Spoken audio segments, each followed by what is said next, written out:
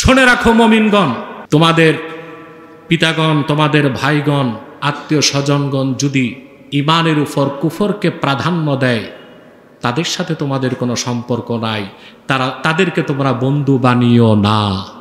অর্থাৎ সন্তান তুমি যদি মুমিন হও, পিতাকে ছাড়ো, পিতা তুমি সন্তান ছাড়ো, স্ত্রী তুমি স্বামী ছাড়ো, স্বামী তুমি স্ত্রী ছাড়ো, সব কিছুর উপর ঈমান, আল্লাহ তার হাবিবের আনুগত্যের উপর কিছু থাকতে। যারা রক্তের সম্পর্ককে প্রাধান্য দিল, আমার হুকুম আপনার হুকুম মানল না, হিজরত করল না, আপনি বলে দিন তোমাদের পিতৃব্যগণ, তোমাদের ভাই ব্রাদারগণ, তোমাদের সন্তানগণ, তোমাদের প্রতিবেশীগণ, তোমাদের স্ত্রীগণ এবং তোমাদের অর্জিত সম্পদ এবং সেই ব্যবসা যার ক্ষতিটাকে তোমরা ভয় করো এবং তোমাদের সুরম্য বাড়িগুলো যেগুলো তোমরা প্রচণ্ড মহব্বত করো, এই সব কিছু যদি আল্লাহ রসুল মুহাম্মদ সাল্লাল্লাহু আলাইহি সাল্লাম এবং জিহাদ ফি সাবিলিল্লাহর চেয়েও তোমাদের কাছে প্রিয় হয়ে থাকে, ফাতারাব্বাসু আই ইনতাজিরু, অপেক্ষা করো, হাত্তা ইয়াতি আল্লাহু বিআমরিহি, আল্লাহ তার হুকুম নিয়ে উপস্থিত হবার আগ পর্যন্ত, তার মানে আল্লাহর পক্ষ থেকে কেতাল, জিহাদ, সেই হুকুম চলে আসার আগ পর্যন্ত তোমরা অপেক্ষা করো। ওয়াল্লাহু লা ইয়াহদিল কওমাল ফাসিকিন, আল্লাহ তাআলা কখনোই পথভ্রষ্ট বেদিনদেরকে হেদায়েত করেন না। আল্লাহ তাআলা যখন হিজরতের হুকুম করলেন, মক্কা মুকাররমায় যারা মুমিন ঈমানদার তারা হিজরতের প্রস্তুতি নিলেন। তো দেখা গেল একই ঘরে পিতা কাফের, ছেলে মুমিন, ছেলে মুমিন, পিতা কাফের। এখন হিজরত করার মানে হচ্ছে মক্কা থেকে বাড়িঘর সব ছেড়ে চলে যেতে হবে মদিনাতুল মুনাওয়ারায়। এখন ঘরে দ্বন্দ্ব শুরু হয়ে গেল। বাবা বললেন, যদি তুমি হিজরত করো সহায় সম্পদ কিচ্ছু দিব না। স্বামী স্ত্রীকে বললেন, স্ত্রী স্বামীকে বলল, তুমি যদি হিজরত করো মক্কা থেকে মদিনা মুনাওয়ারায় চলে যাও, তোমার সাথে কোনো সম্পর্ক থাকবে না। পুত্র পিতাকে বলল, যদি তুমি হিজরত করো বাবা, তোমার সাথে আমার সম্পর্ক থাকবে না। আল্লাহ তাআলা তখন কোরআন কারীমের আয়াত নাযিল করে বললেন, ইয়া আইয়ুহাল্লাযীনা আমানু লা তাত্তাখিযু আবাআকুম ওয়া ইখওয়ানাকুম আউলিয়া ইন ইসতাহাব্বুল কুফরা আলাল ঈমান। শুনে রাখো মুমিনগণ, তোমাদের পিতাগণ, তোমাদের ভাইগণ, আত্মীয় স্বজনগণ যদি ঈমানের উপর কুফরকে প্রাধান্য দেয়, তাদের সাথে তোমাদের কোনো সম্পর্ক নাই, তাদেরকে তোমরা বন্ধু বানিও না। অর্থাৎ সন্তান তুমি যদি মুমিন হও, পিতাকে ছাড়ো, পিতা তুমি সন্তান ছাড়ো, স্ত্রী তুমি স্বামী ছাড়ো, স্বামী তুমি স্ত্রী ছাড়ো, সব কিছুর উপর ঈমান, আল্লাহ তার হাবিবের আনুগত্যের উপর কিছু থাকতে। সবাই চলে গেলেন হিজরত করে, কিছু লোক হিজরত করল না। আল্লাহ তখন আবার কোরআন কারীমের আয়াত নাযিল করলেন, কুল ইন কানা আবাউকুম ওয়া আবনাউকুম ওয়া ইখওয়ানুকুম ওয়া আজওয়াজুকুম ওয়া আশীরাতুকুম ওয়া আমওয়ালুন ইকতারাফতুমুহা ওয়া তিজারাতুন তাখশাউনা কাসাদাহা ওয়া মাসাকিন তারদাউনাহা আহাব্বা ইলাইকুম মিনাল্লাহি ওয়া রাসূলিহি ওয়া জিহাদিন ফি সাবিলিহি ফাতারাব্বাসু হাত্তা ইয়াতিয়াল্লাহু বিআমরিহি ওয়াল্লাহু লা ইয়াহদিল কওমাল ফাসিকিন। আল্লাহ চূড়ান্ত ঘোষণা দিলেন, প্রিয় হাবিব মুহাম্মদ সাল্লাল্লাহু আলাইহি ওয়াসাল্লাম, যারা রক্তের সম্পর্ককে প্রাধান্য দিল, আমার হুকুম আপনার হুকুম মানল না, হিজরত করল না, আপনি বলে দিন তোমাদের পিতৃব্যগণ, তোমাদের ভাই ব্রাদারগণ, তোমাদের সন্তানগণ, তোমাদের প্রতিবেশীগণ, তোমাদের স্ত্রীগণ এবং তোমাদের অর্জিত সম্পদ এবং সেই ব্যবসা যার ক্ষতিটাকে তোমরা ভয় করো এবং তোমাদের সুরম্য বাড়িগুলো যেগুলি তোমরা প্রচণ্ড মহব্বত করো, এই সব কিছু যদি আল্লাহ রসুল মুহাম্মদ সাল্লাল্লাহু আলাইহি সাল্লাম এবং জিহাদ ফি সাবিলিল্লাহর চেয়ে তোমাদের কাছে প্রিয় হয়ে থাকে, ফাতারাব্বাসু আই ইনতাজিরু, অপেক্ষা করো, হাত্তা ইয়াতি আল্লাহু বিআমরিহ,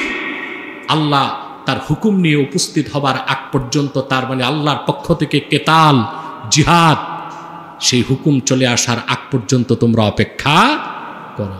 ওয়াল্লাহু লা ইয়াহদিল কওমাল ফাসিকিন, আল্লাহ তাআলা কখনোই পথভ্রষ্ট বেদিনদেরকে হেদায়েত করেন না।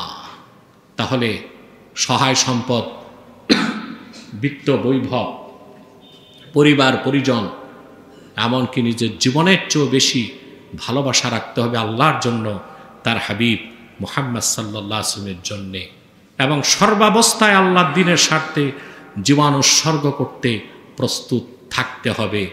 এই অনুভূতি, এই টেন্ডেন্সি যতক্ষণ পর্যন্ত আমার আপনার অন্তরে না আসবে, আমরা লেবাসের মুসলমান হইতে পারবো, হাকিকতের মুসলমান হইতে পারবো না।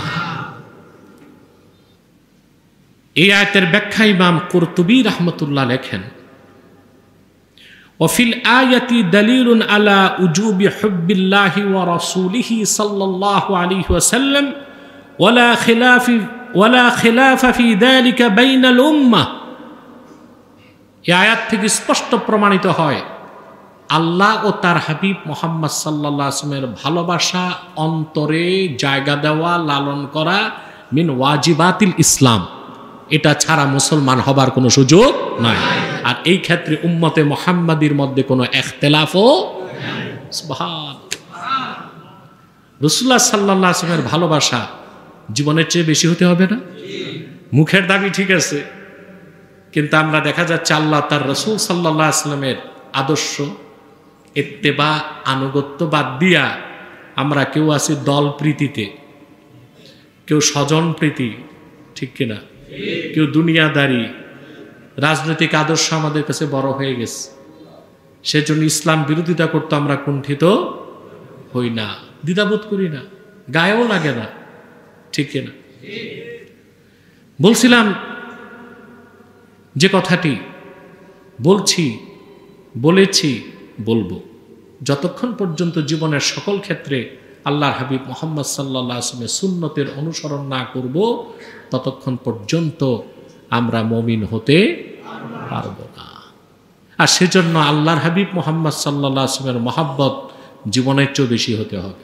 আল্লাহ স্পষ্ট কোরআনে বলেছেন, আন নাবিয়্যু আওলা বিল মুমিনিনা মিন আনফুসিহিম, মুমিনদের নিকট তাদের জীবনের চেয়ে অধিক প্রিয় মুহাম্মদ সাল্লাল্লাহু আলাইহি ওয়াসাল্লাম। সুবহানাল্লাহ। এটার প্রমাণ সাহাবা একরাম দেখেছেন না? কথা বলেন, দেখিয়েছেন? সুবহানাল্লাহ। যতক্ষণ পর্যন্ত আল্লাহর হাবিবের ভালোবাসা, আল্লাহর ভালোবাসা সকল কিছুর চেয়ে বেশি হৃদয়ে না আসবে, ততক্ষণ পর্যন্ত আপনি মুমিন হতে পারবেন না। বুখারী শরীফে একটা হাদিস এসেছে, রাসূলুল্লাহ সাল্লাল্লাহু আলাইহি ওয়াসাল্লাম ইরশাদ করেছেন, সালাসুন মান কুন্না ফীহি ওয়াজাদা হালাওয়াতাল ঈমান أن يكون الله ورسوله صلى الله عليه وسلم أحب إليه مما سواهما وأن يحب المرء لا يحبه إلا لله وأن يكره أن يعود في الكفر كما يكره أن يلقى في النار।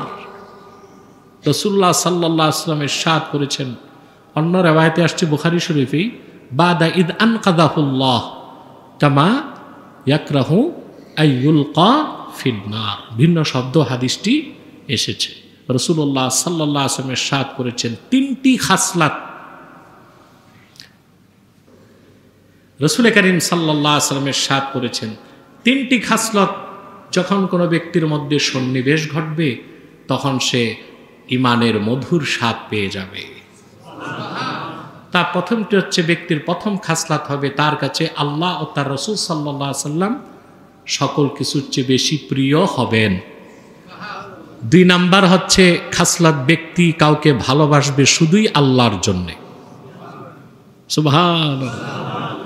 তিন নাম্বার হচ্ছে ঈমান আনার পর আবার কাফের হওয়াকে সে ওই রকম অপছন্দ করবে জীবন্ত তাকে আগুনে নিক্ষেপ করাকে যেভাবে অপছন্দ করবে। এই তিনটা খাসলাত যখন বান্দার মধ্যে একত্রিত হয়ে যাবে সে লোকটা ঈমানের মধুর স্বাদ পেয়ে যাবে।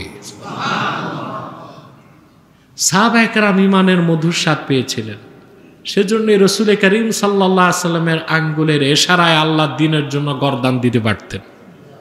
সুবহানাল্লাহ। জীবনের চেয়ে বেশি সাহাবায়ে কেরাম আল্লাহর হাবিবকে ভালোবাসতেন। হাদিস শরীফে এসেছে উহুদ যুদ্ধ যেদিন হলো, শয়তান চতুর্দিক ছড়িয়ে দিল, আল্লাহর হাবিব মুহাম্মদ সাল্লাল্লাহু আলাইহি ওয়াসাল্লাম শহীদ হয়েছেন। হাদিস শরীফ সাক্ষ্য দেয়, এক বৃদ্ধা সাহাবিয়া মসজিদ নববীর পাশ থেকে দৌড় দিল উহুদের দিকে। মসজিদ নববী সাল্লাল্লাহু আলাইহি সাল্লামের 21 নম্বর গেট থেকে উহুদ পাহাড় দেখা যায়, কিন্তু 4 মাইল দূরে। কত দূরে? মহিলা কিছু দূর অগ্রসর হবার পর বিদায়রত একটি কাফেলা বলল, কোথায় যাচ্ছ? বলে উহুদে। বলে কোনো লাভ নাই, আমরা দেখেছি কদ উস্তুশহিদা আবুকে, তোমার বাবা শহীদ হয়ে গেছে। মহিলাটি বলল, এটা জানতে চাই না, বলো রাসূলুল্লাহ কেমন আছে? আবার সামনে বাড়ছে, আরেকটি কাফেলা আসতেছে, জিজ্ঞেস করা হলো, মহিলা কোথায় যাচ্ছ? উহুদ যাচ্ছি। যে লাভ নাই, আমরা দেখেছি কদ উস্তুশহিদা যাওজুকে, তোমার স্বামী শহীদ হয়ে গেছে। বলে তা জানতে চাই না, বলো রাসূলুল্লাহ সাল্লাল্লাহু আলাইহি ওয়াসাল্লাম কেমন আছে? কিছু দূর যাওয়ার পর আরেক দল কাফেরা বলল, কোথায় যাও? উহুদে। যে লাভ নাই, তোমার ছেলে শহীদ হয়ে গেছে। বলে তা জানতে চাই না, বলো রাসূলুল্লাহ সাল্লাল্লাহু আলাইহি ওয়াসাল্লাম কেমন আছে? দুঃখ কষ্ট গ্লানির বোঝা হৃদয়ে নিয়ে মহিলা উহুদ ময়দানে যে দেখেন যে আল্লাহ রাসূল সাল্লাল্লাহু আলাইহি ওয়াসাল্লাম শহীদ হন নাই, তিনি বেঁচে আছেন, রক্তাক্ত অবস্থায় বসে আছেন।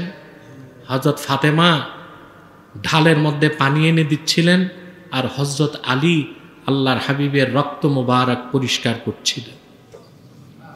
মহিলাটি রাসূলুল্লাহ সাল্লাল্লাহু আলাইহি ওয়াসাল্লামের সামনে এসে বলল, ইয়া রাসূলুল্লাহ সাল্লাল্লাহু আলাইহি ওয়াসাল্লাম, উহুদ ময়দানে পৌঁছার আগে 3 বার সংবাদ পেয়েছি, আমার পিতা শহীদ, আমার সন্তান শহীদ, আমার স্বামী শহীদ। দুঃখ কষ্ট নিয়ে এসেছি। কুল্লু মুসিবাতিন বাদাকা সগীরাতুন ইয়া রাসূলুল্লাহ, কিন্তু সমস্ত কষ্ট আমার দূর হয়ে গেছে, আপনি আছেন, আমার আর কিচ্ছু লাগবে না। সুবহানাল্লাহ।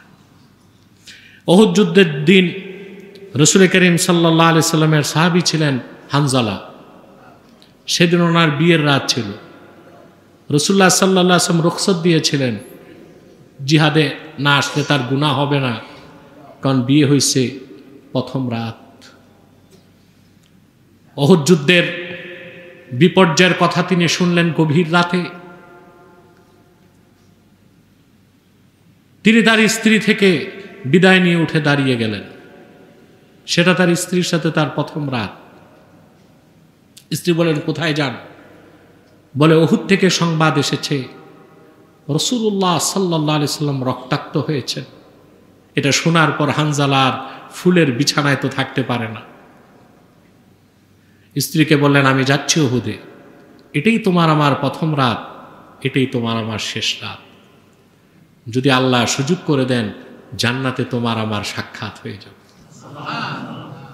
সাহাবীর উপর গোসল ফরজ ছিল, গোসল করার প্রয়োজন অনুভব করেন নাই, চলে গেলেন ময়দানে।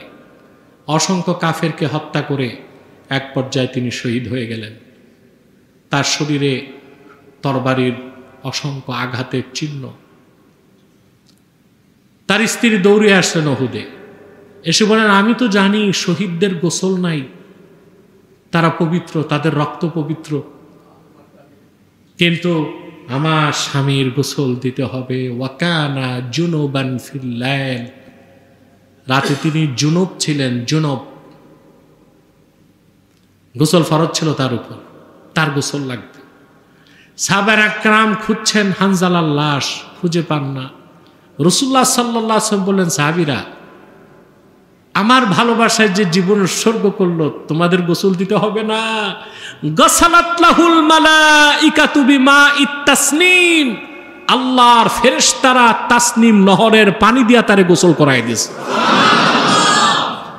ইবনে আবিদিন শামী ফাতোয়া শামীতে একটা রওয়ায়াত এনেছেন, হানজালার লাশ যখন সাহাবায়ে কেরাম খুঁজে পেলেন, বেহেশতের তাসনিম নহরের পানির ফোঁটা ঝরছে দেখতে পেলেন। সুবহানাল্লাহ।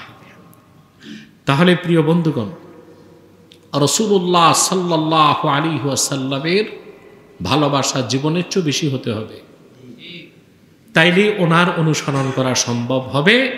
আর ওনার অনুসরণ করতে পারলেই আল্লাহকে পাওয়া যাবে।